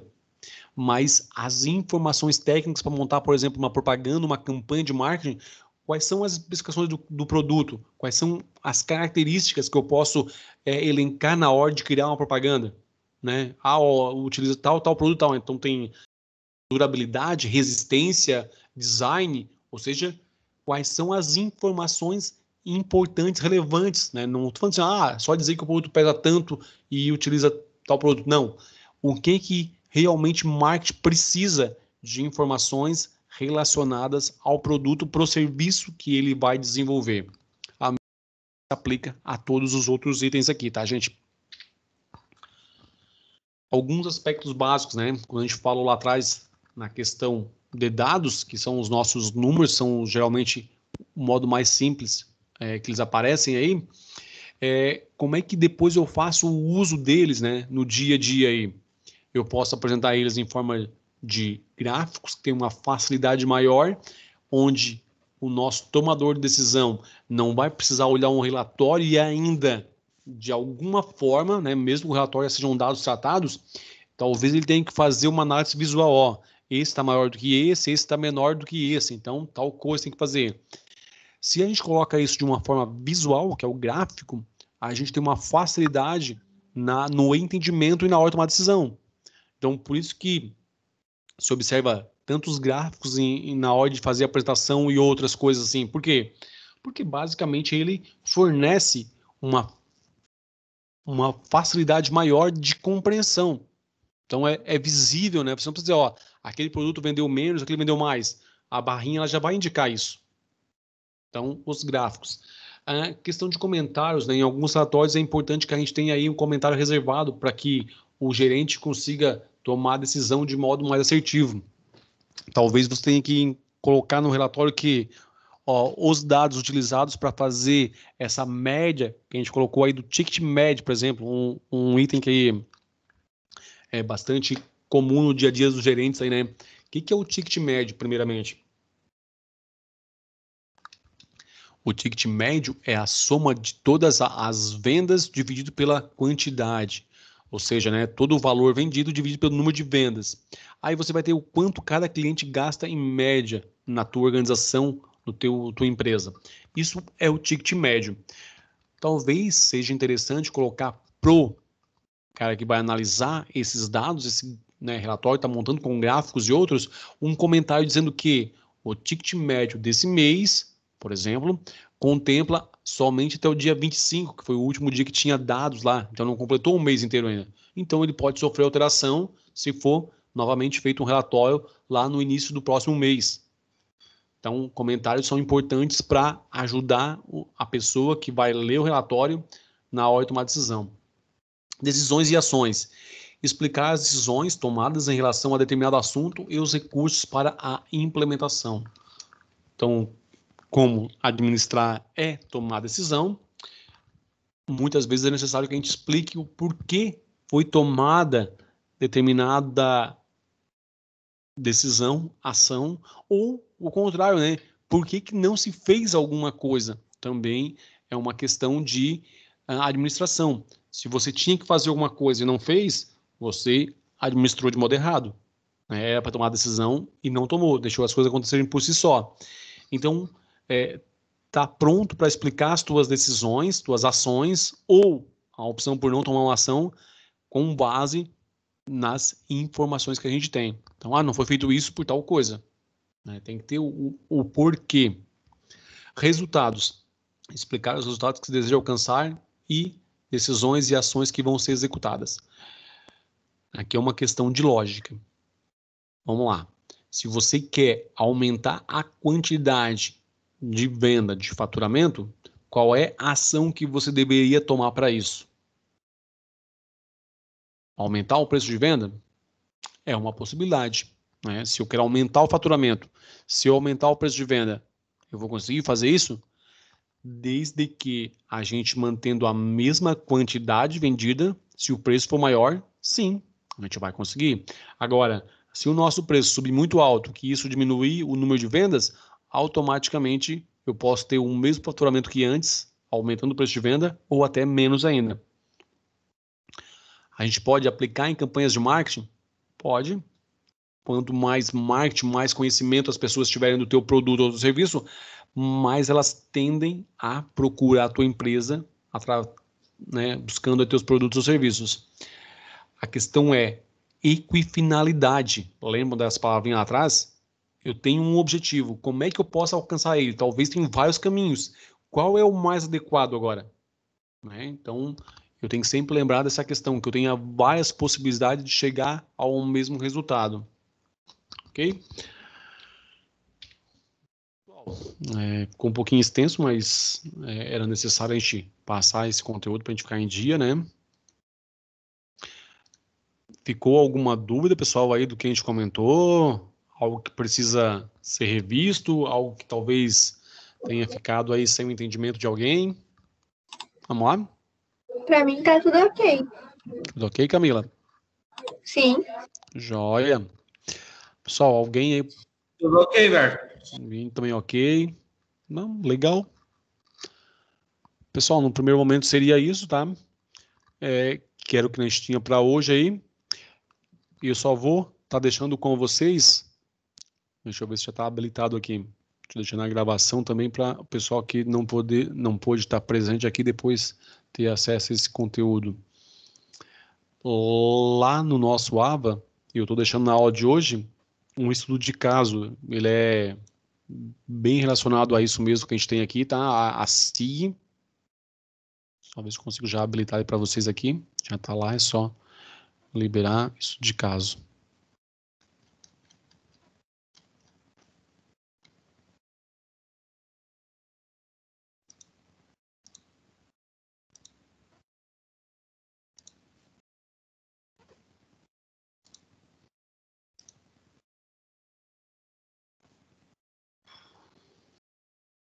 Só um pouquinho, pessoal, com o meu sistema aqui. Deixa eu ver, ativar a edição.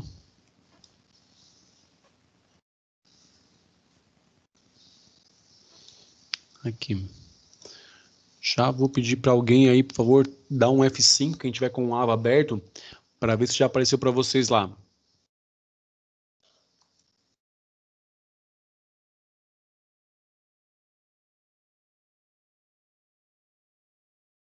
Pra mim, não ainda.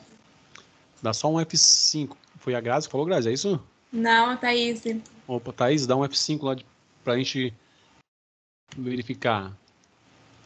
Ele vai aparecer para vocês como aula 10, Sistema de Informação Gerencial, acima do link do que a gente tinha da aula de hoje, como estudo de caso.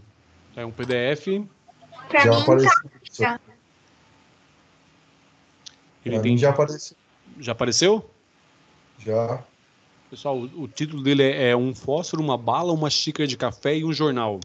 Ele é um estudo de caso aí do Michael Gerber e ele fala muito dessa questão desse sistema, mas de uma forma bem simples no dia a dia, numa aplicação prática aí.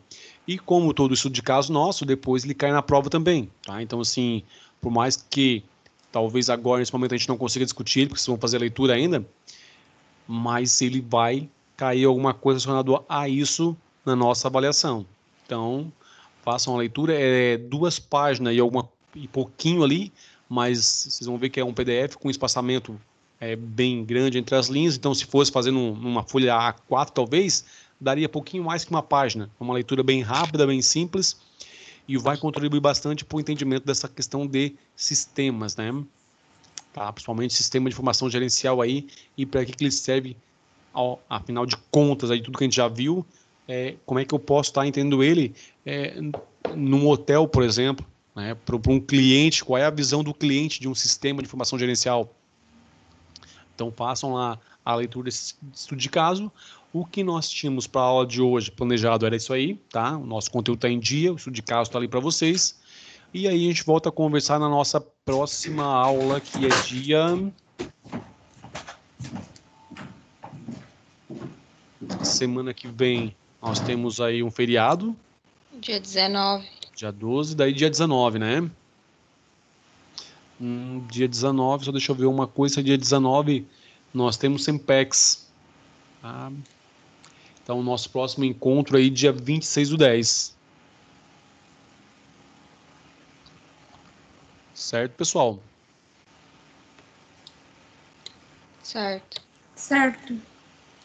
Então tá, gente. Isso aí. Se ninguém mais tem nenhuma pergunta, nenhuma dúvida aí, nós encerramos a aula de hoje por aqui. Não esqueçam ali do nosso conteúdo do estudo de caso. Uma leitura bem rápida e complementa bastante esse assunto. No mais, desejo a vocês aí uma boa semana aí, né? Trabalho e estudo. A gente volta a se ver dia 26. Um abraço a todos aí, fiquem com Deus e até lá, gente. Até Até. mais. Falou, Alberto. Boa noite. Valeu. Boa noite. Boa noite.